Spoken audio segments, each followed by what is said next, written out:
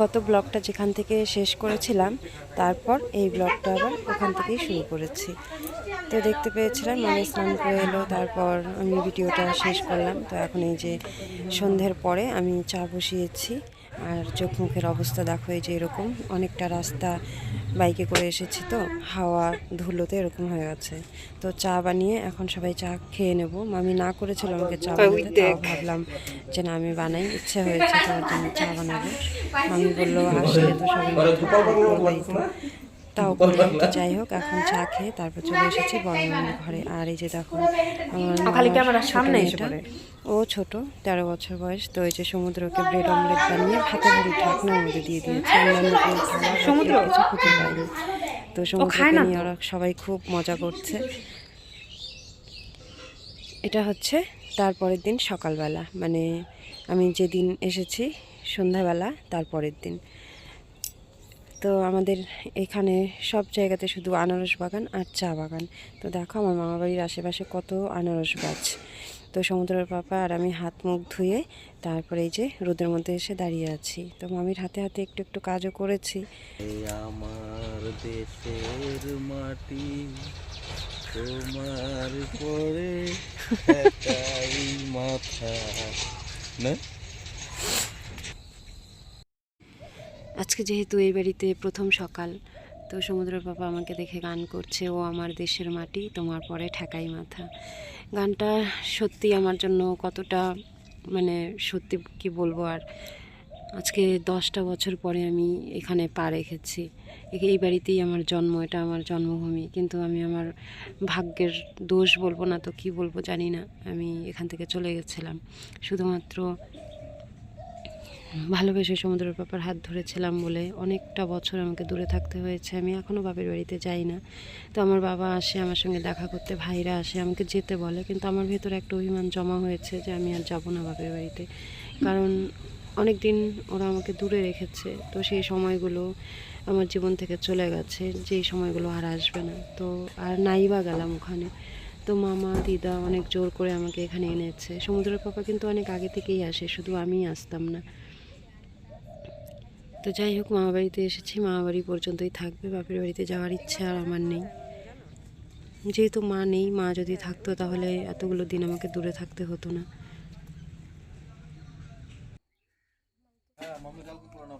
এখানে কি বাঁধাকপি, সিম, বেগুন,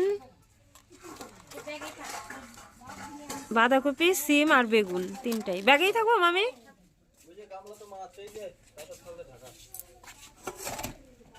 ইরাম, তাও মামা আবার কেমন করে কয় কয় আনি নাই।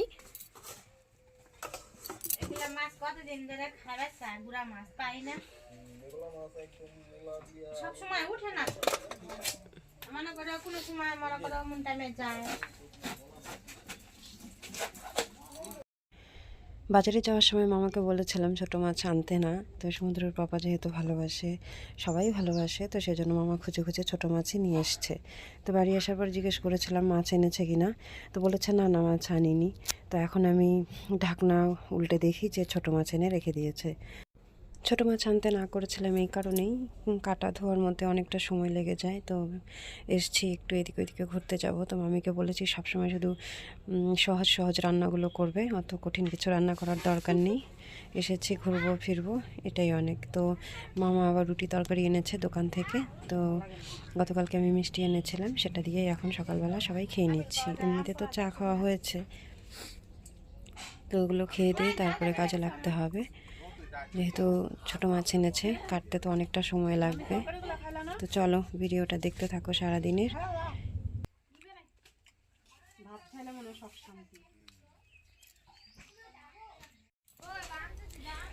গতকালকের অনেকগুলো বাসি ভাত ছিল, তো মামা বললো সেই ভাতগুলোকে একটু পেঁয়াজ লঙ্কা দিয়ে ভাজতে। তো এই দেখো এখানে ভাত ভাজতে চলে এসেছি মামা ভাগ্নি, আর গ্যাসের উপরে রোদের তাপটা পড়েছে, আমি যেন তাকাতেই পারছি না। তো মামা আমাকে হেল্প করছে, এটা ওটা খুঁজে পাচ্ছি না, লঙ্কা পেঁয়াজ।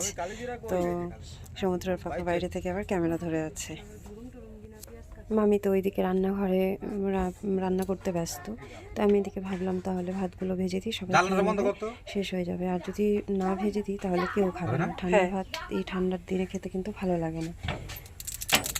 তো কড়াইতে তেল দিয়ে দিলাম, তারপরে যে লঙ্কা পেঁয়াজ কুচি করে রেখেছিলাম একটু কালো জিরা দিলাম, একটু নাড়াচাড়া করে হলুদ লবণ দিয়ে তারপরে ভেজে নেব। তো অনেকেই হয়তো এরকম করে খাও ভাত ভাজা, খেতে বেশ ভালোই লাগে, তবে যাদের গ্যাসের সমস্যা আছে তাদের একটু অসুবিধা হয়ে যায়। একজনের সংসারে কিন্তু আরেকজন এসে কোনো কিছুই খুঁজে পায় না, তাই না? আমারও অবস্থা আজকে এরকমই হয়েছে, কোথায় লবণ কোথায় তেল কোনো কিছুই খুঁজে পাচ্ছি না। তো সব কিছুই মামা বের করে করে দিচ্ছে। ওই যে বললাম মামি রান্নাঘরে রান্না করছে সেই জন্য। তো মামাকে বললাম আর একটু লবণ লাগবে, বলছে না বেশি লবণ হলে খাওয়া যাবে না, কিন্তু যদি একটু কম হয় তাহলে নিয়ে খাওয়া যাবে। আর এতগুলো ভাত কড়াইতে কিন্তু আটছে না, তো বললাম কড়াইতে আটছে না কি করব। আমার মামা সবসময় ভীষণ হাসি খুশি, তো সবার সঙ্গে হাসি ঠাট্টা করতে বেশ ভালোবাসে। তো আমাকে বলছে খুন্তি দিয়ে নাড়তে হবে না, হাত দিয়ে নাড়, তাহলে আর ভাত পড়বে না এদিক ওই দিক দিয়ে। আর ওই যে আমার মামাতো বোন, তো ওদের সঙ্গেও শয়তানি করছে এখান থেকে। দিদাও যেমন মামা নিয়ে যাও জানলা দিয়ে। হেই আমি গ্যাস মুছি না না জানলা দিন তো না।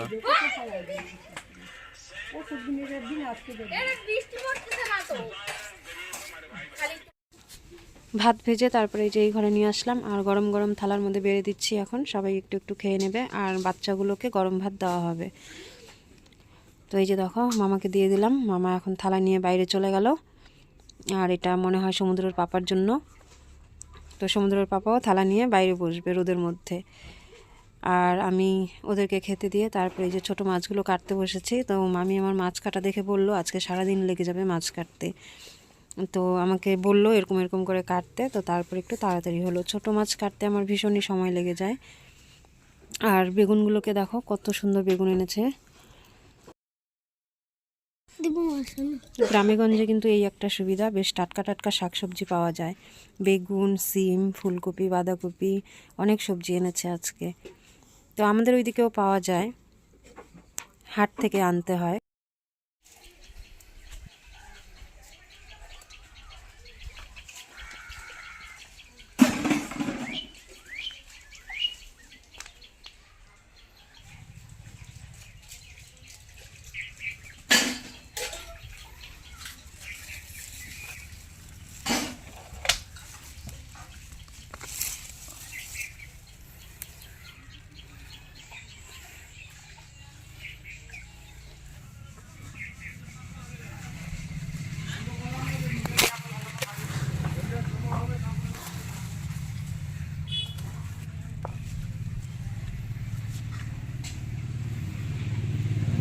কত বড়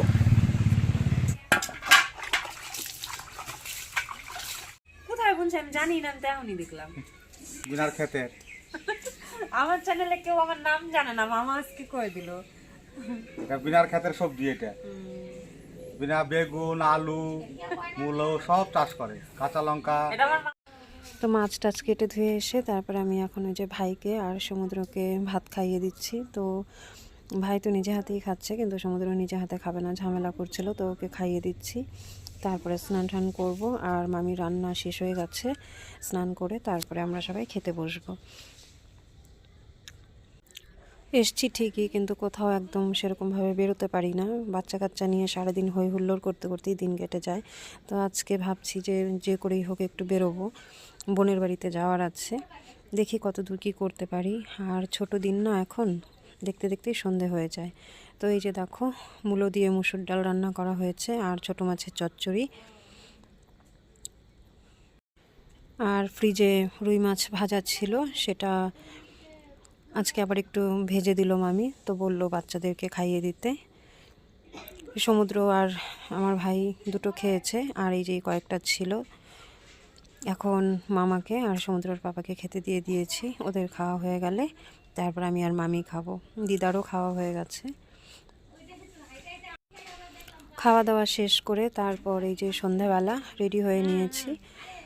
দিদা তো বকাবকি করছিল, বললো আরেকটু আগে বেরোতে পারলি না। তো বেরোবো বেরোবো করেও আর হয়ে ওঠে না, সন্ধ্যা দেওয়ার ব্যাপার থাকে, তারপর মামির কয়েকটা ছাগল আছে। এখন এই যে চলে এসেছি বোনের বাড়ি, এই হচ্ছে আমার বোন। তো চা খাওয়ার জন্য অনেক বললো, কিন্তু চা খাইনি, ডিম সেদ্ধ করে দিয়েছে। তো চলো আজকে ভিডিওটা এখানেই শেষ করছি, সবাই ভালো থেকো, সুস্থ থেকো।